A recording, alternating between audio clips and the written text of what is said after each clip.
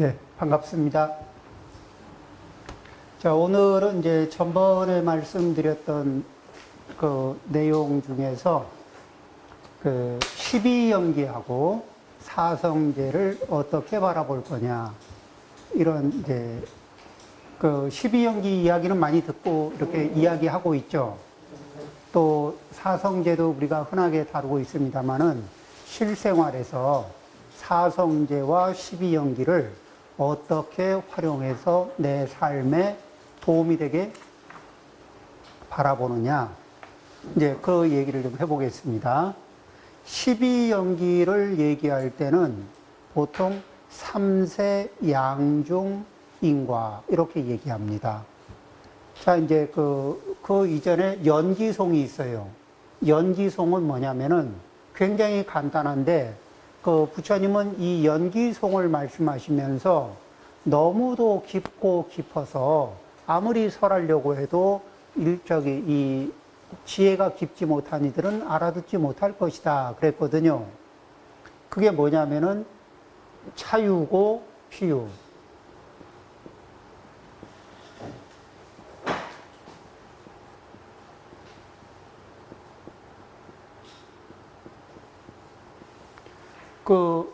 이것이 있으니까 저것이 있고, 이것이 없으니까 차 무고,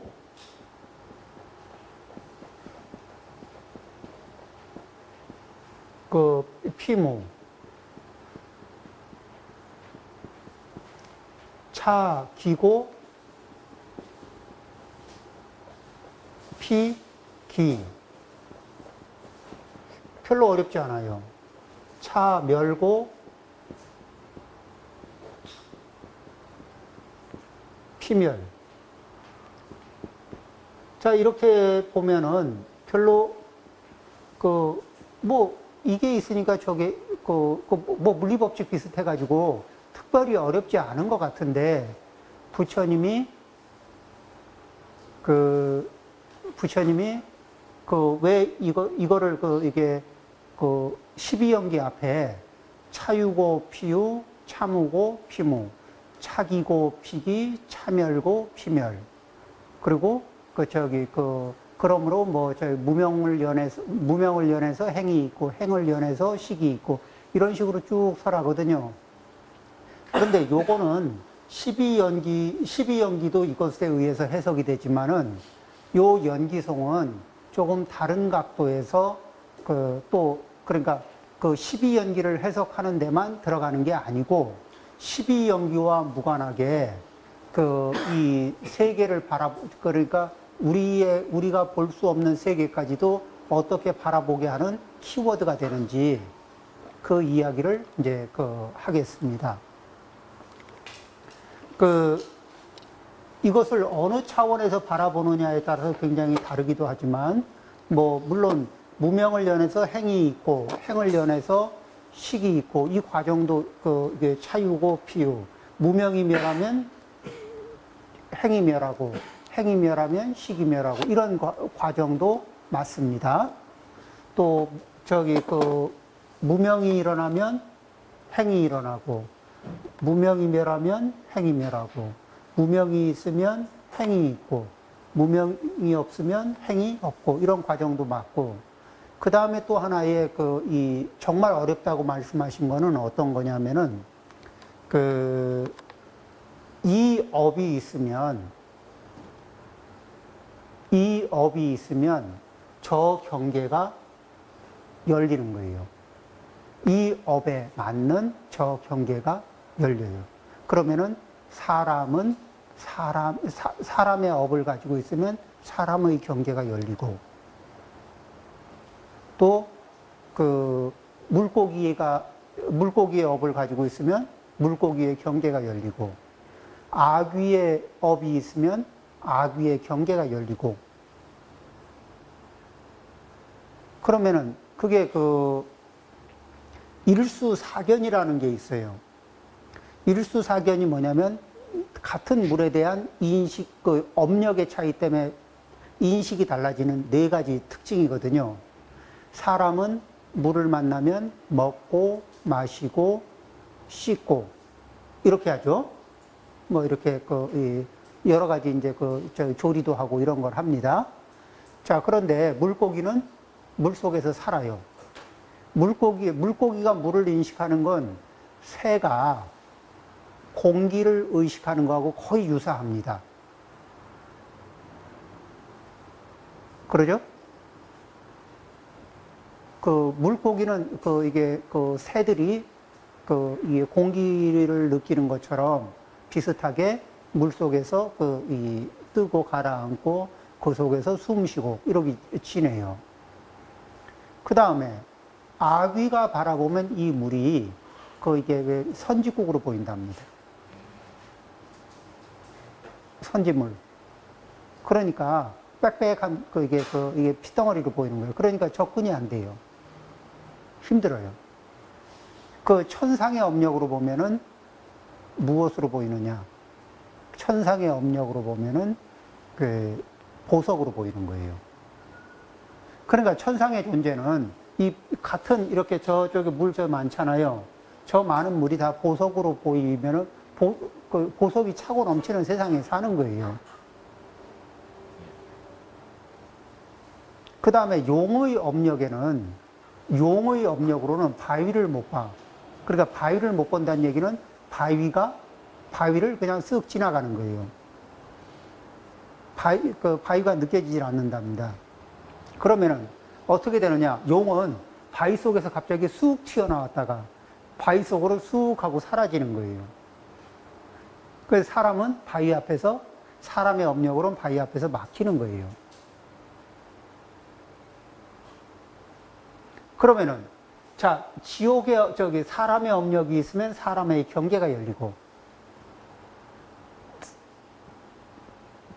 아귀의 업력이 있으면 아귀의 경계가 열려요. 그쵸?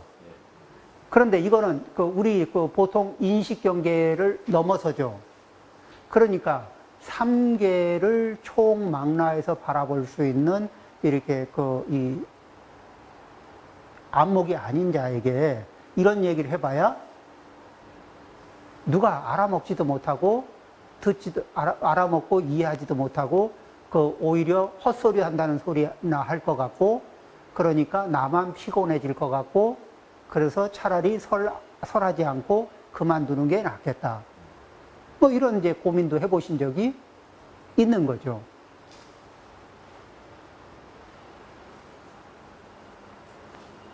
자, 이제 이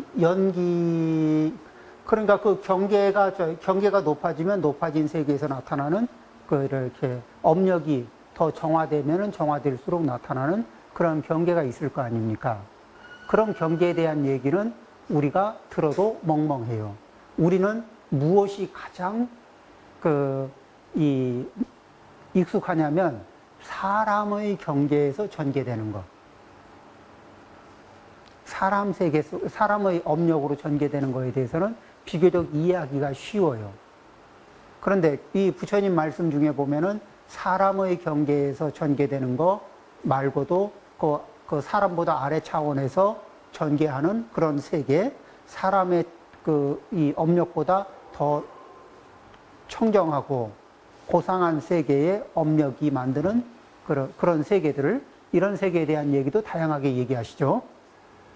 자, 이 차유고 피유는 그런 모든 세계를 망라하는, 그러면서 업이 있으면 그 세계와 감응한다. 그 세계를 경험하게 된다. 업이 없으면 그 세계를 경험할 길이 없어지죠.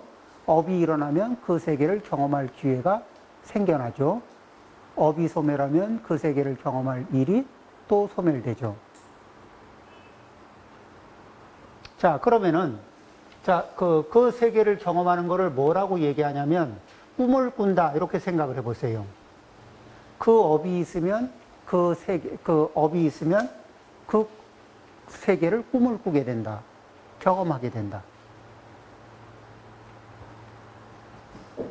자, 이제, 이 부처님이 이렇게 일러주신 말씀으로는 뭐냐면, 금강경에서 금강경하고 반야심경은 통하는 말씀이에요. 반야경의 내용이죠. 그 중에 뭐냐면 일체유의법, 일체유의법,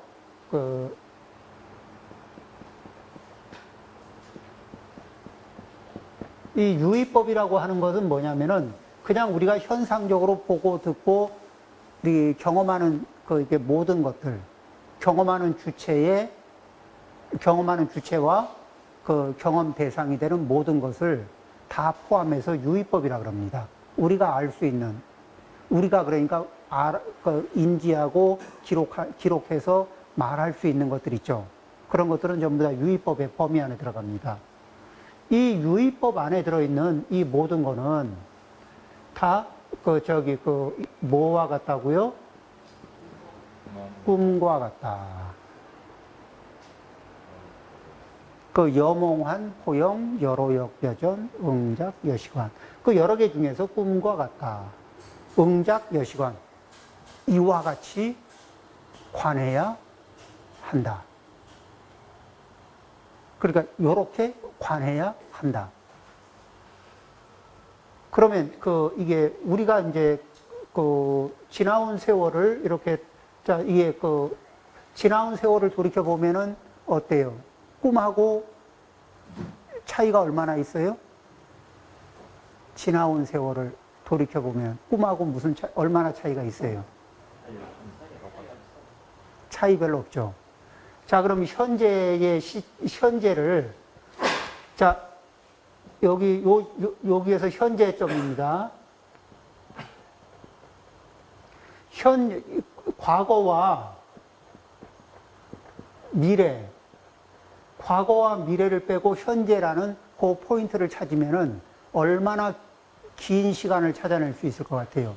현재가 되는 과거와 미래를 빼고 현재라고 하는 자리를 찾으려면은 얼마쯤 길까요? 네?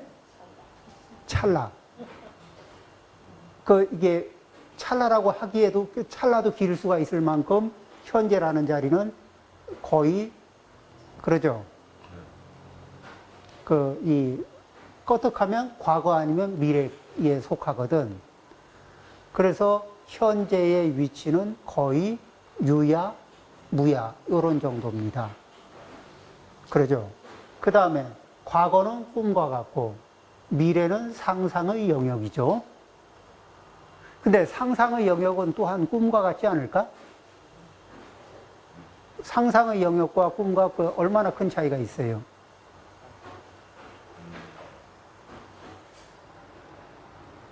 자, 그런데, 자, 이런 속에서 우리는 이제 먼저, 그래도, 이 바냐바라밀의 세계는 이 꿈이 깨진 세계입니다.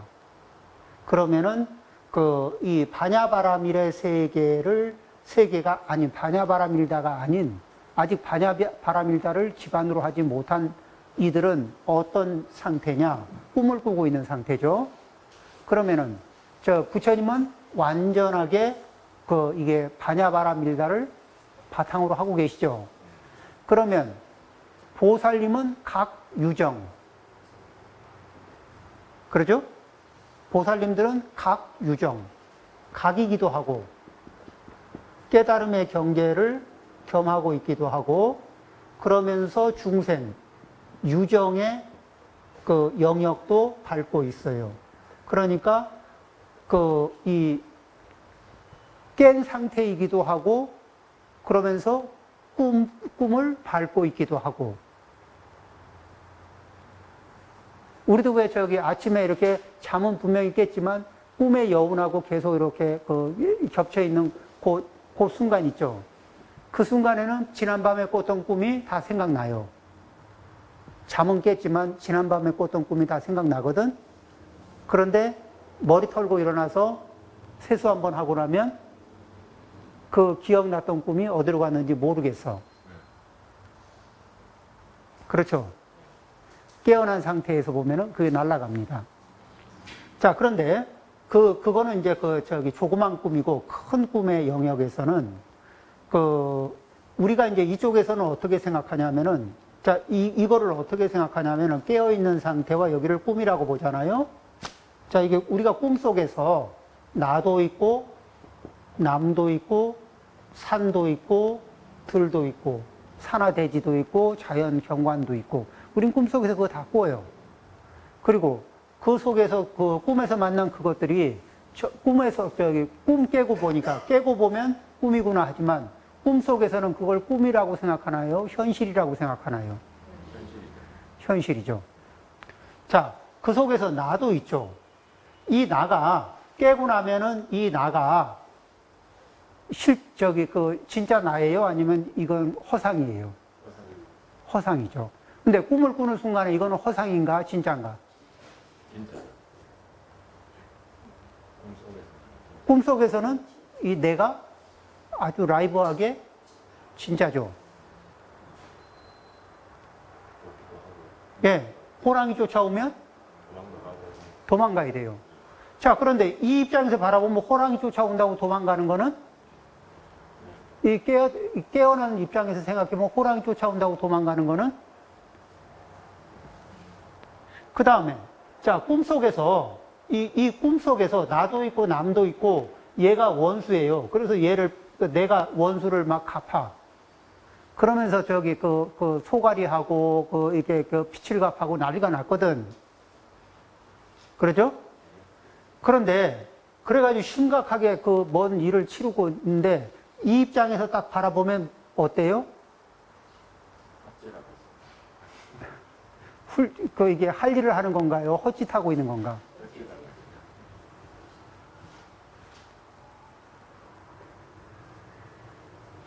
그쵸? 여기에 그러니까 뭔가 심각하게 뭔가를 한 것 같은데, 그리고 이 순간에는 그게 정당하고 꼭 해야 되고, 뭐, 이유도 많고, 논리도 많고, 뭣도 많고, 다 그렇거든. 그런데 이 상태를 뭐냐면 미몽의 상태에서는 그게 그렇게 보인다는 거예요. 그런데 이제 바냐바라 밀다의 그 상태에서 바라보면은 그게 우리는 바냐바라 밀다까지는 못 갔지만 언제 이게 지난 일에 대해서 한 생각 물러나서 바라보면은 지난 일이 꿈 같구나. 그냥 아무것도 아닌 그냥 꿈 같구나 하고 느껴질 때 유사하게 꿈 같구나 하고 유사하게 느낄 때쯤에 대해서 조금 이게 요쪽에 바냐바라 밀다까지는 아니지만 그 유사한 느낌 위에서 쓰거든요. 그러면서 바라보면 그때 그 일을 그렇다고 해서 그렇게까지 처리할 일은 아니지. 뭐 이런 정도의 느낌은 받잖아요. 유사 바냐바라 밀다 상태를 경험하면은 그 상태에서만도 지난 일에 대해서 꿈과 같은 지난 일에 대해서도 이렇게 그때는 그랬지만 지금 입장에 생각해 보면 그건 꼭 아니지. 뭐 이런 생각이 드는 거예요. 자, 그러지만 이 세계에 살면서 그러면 이 바냐바라 밀다로 가는데 이 보살님들은 이거를 이렇게 안고 있죠. 부처님은 각의 세계, 보살님은 각 유정. 그리고 보살님 이하는 다 뭐예요? 유정. 그러니까 중생. 이렇게 이제 이 영역이 나눠지죠. 그럼 중생은 계속 꿈을 꾸고 있을까, 안 꾸고 있을까? 자, 꿈을 꾸고 있어. 그럼 꿈속에서 만나는 것마다 사실일까, 아닐까? 그러면서 뭐냐면은 수행을 한다는 거는 이쪽에서 이 각으로부터 거리가 멀어지면 멀어질수록 각으로부터 멀어질수록 꿈이 짙어지고 꿈이 무거워지는 거예요. 그러면 수행을 한다는 얘기는 뭐죠? 꿈을 얕게 만들어가는 과정이고, 그리고 꿈이 이 맑아지는 과정이에요. 그래서 꿈이 점점 맑아지다 보면은 거의 꿈이 이거 꿈이구나. 내가 꿈을 지금 이게 잠들어 있기는 하지만 이게 꿈이구나.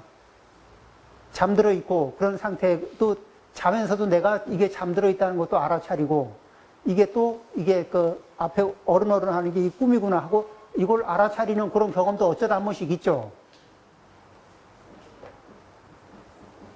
이제 그 상태. 거기에서는 뭐예요? 누가 와서 조금만 살짝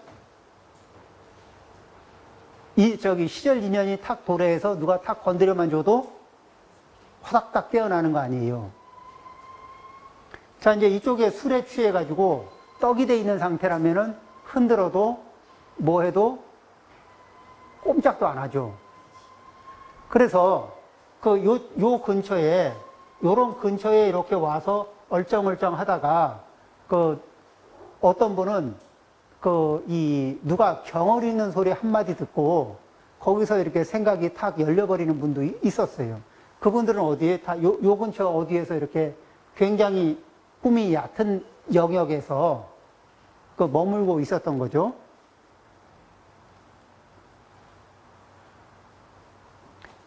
자, 그러면 이 속에 있으면서 12연기, 이 꿈을 꾸면서 겪고 있는 12연기는 어떻게 진행이 되고 있는가? 그 문제를 이제 얘기해 보겠다는 겁니다.